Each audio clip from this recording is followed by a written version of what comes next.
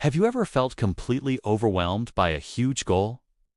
Like climbing a massive mountain that seems impossible to scale. You look at the peak, and all you can think is, I'll never make it. We've all been there. Whether it's starting a business, learning a new skill, getting in shape, or even just trying to be a better person, the sheer size of the ambition can be paralyzing. We get stuck before we even start. But what if I told you the secret isn't to conquer the mountain in one giant leap? What if the secret is to just take one small step, and then another, and another? This is the power of getting just 1% better every single day. It sounds almost too simple, right? 1%. That's tiny. It's barely noticeable. On day 1, you won't see a difference.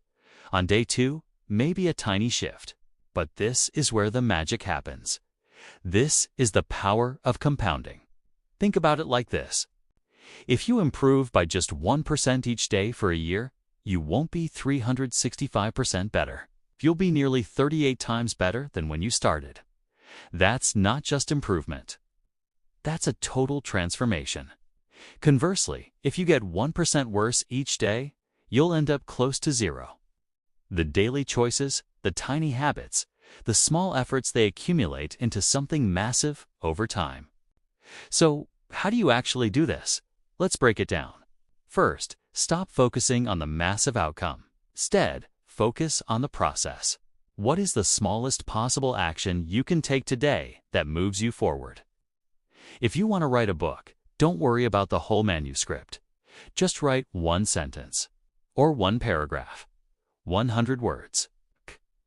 That's your 1% for the day. If you want to get fit, don't think about running a marathon. Just put on your shoes and walk for 5 minutes.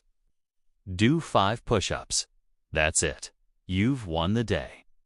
The key is to make the initial action so easy that you can't say no. Your brain loves to avoid discomfort, but it can handle something small. James Clear calls this atomic habits, tiny changes that lead to remarkable results. By starting small, you build momentum. That one sentence becomes a page. That 5-minute walk becomes a 10-minute jog. You're not just building a skill, you're building an identity. You're not just a person who wrote a sentence, you're becoming a writer. You're not just a person who did a few push-ups, you're becoming someone who values their health. This approach also helps you navigate failure.